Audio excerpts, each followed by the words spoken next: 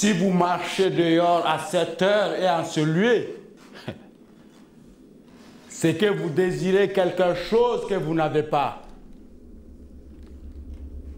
Et cette chose, moi, je peux vous la fournir.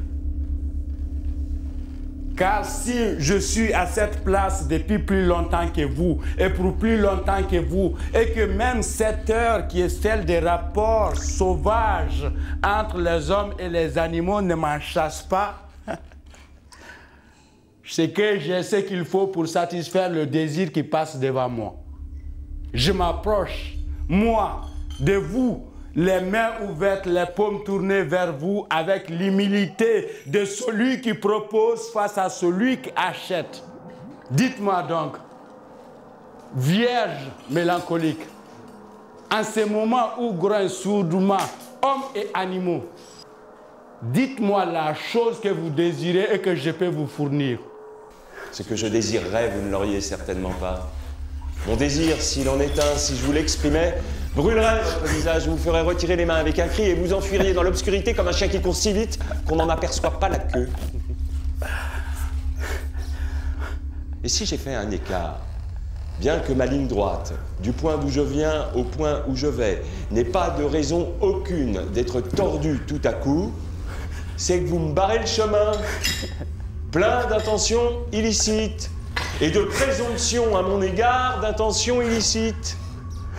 Or, sachez que ce qui me répugne le plus au monde, plus même que l'intention illicite, plus que l'activité illicite elle-même, c'est le regard de celui qui vous présume plein d'intentions illicites et familier d'en avoir.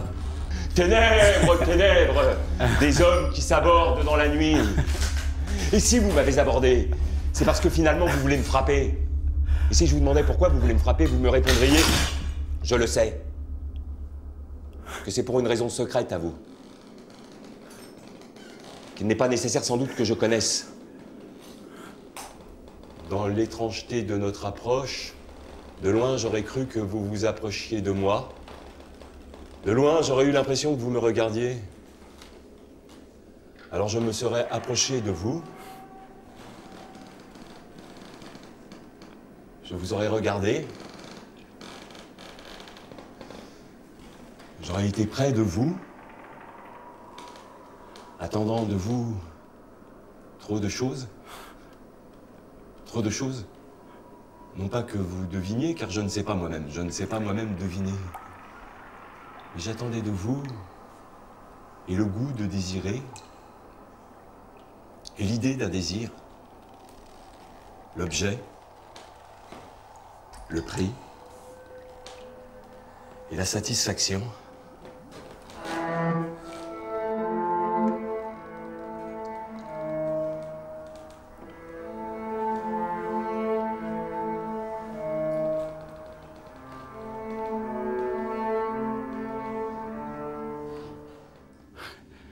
Méfiez-vous du marchand. Le marchand que l'on vole est plus jaloux que le propriétaire que l'on pille. Méfiez-vous du marchand. Son discours a l'apparence du respect et de la douceur. L'apparence de l'humilité, l'apparence de l'amour, l'apparence seulement... Qu'est-ce donc que vous avez perdu et que je n'ai pas gagné? Car j'ai beau fouiller ma mémoire, je n'ai rien gagné, moi. Je veux bien payer le prix des choses, mais je ne paie pas le vent, l'obscurité, le rien qui est entre nous. Si vous avez perdu quelque chose, si votre fortune est plus légère après m'avoir rencontré qu'elle ne l'était avant, où donc est passé ce qui nous manque à tous deux? Montrez-moi! Non, je n'ai joui de rien! Non, je ne paierai rien! Si vous voulez savoir ce qui a été dès le début inscrit sur votre facture et qu'il vous faudra payer avant de me tourner le dos, je vous dirai que c'est l'attente, la patience et l'article que le vendeur fait au client et l'espoir de vendre. L'espoir surtout qui fait de tout homme qui s'approche de tout homme avec une demande dans le regard, un débiteur déjà. De toute promesse de vente se déduit la promesse d'acheter. Et il y a les dédits à payer pour qui rend la promesse. Nous ne sommes pas, vous et moi, seuls, perdus au milieu des champs. Si j'appelais de ce côté, là-haut vers ce mur, vous verriez des lumières briller, des pas approcher, du secours. S'il est difficile de haïr seul, à plusieurs cela devient un plaisir.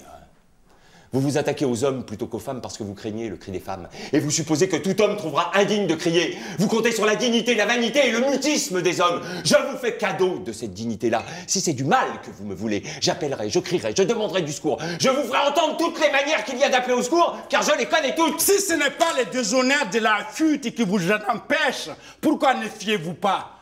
La fuite est un moyen subtil de combat. Vous êtes subtil, vous devrez fuir. Vous êtes comme ces grosses dames dans les salons de thé qui se glissent entre les tables en renversant les cafetières et vous promenez votre cul derrière vous comme un péché pour lequel vous avez du remords. Vous vous tournez dans tous les sens pour faire croire que votre cul n'existe pas. Mais vous aurez beau faire, on vous le mordra quand même. Je ne suis pas de la race de ceux qui attaquent les premiers. Je ne veux pas être accidenté comme un chien distrait. Allez, venez avec moi, cherchons du monde, car la solitude nous fatigue. Il y a cette veste que vous n'avez pas prise. Et maintenant, il va bien falloir que vous vous baissiez pour la ramasser. Oh, si toutefois j'ai craché sur quelque chose, je l'ai fait sur des généralités et sur un habit qui n'est qu'un habit. Essayez de m'atteindre, vous n'y arriverez pas. Essayez de me blesser quand le sang coulerait, eh bien ce serait des deux côtés. Et inéluctablement, le sang nous unira comme deux Indiens au coin du feu qui échangent leur sang. Il n'y a pas d'amour.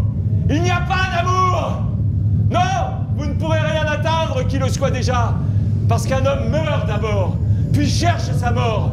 Et la rencontre finalement par hasard sur le trajet hasardeux d'une lumière à une autre lumière, et il dit « Donc ce n'était que cela !» S'il vous plaît, dans le vacarme de la nuit, n'avez-vous rien dit que vous désiriez de moi et que je n'aurais pas entendu? Je n'ai rien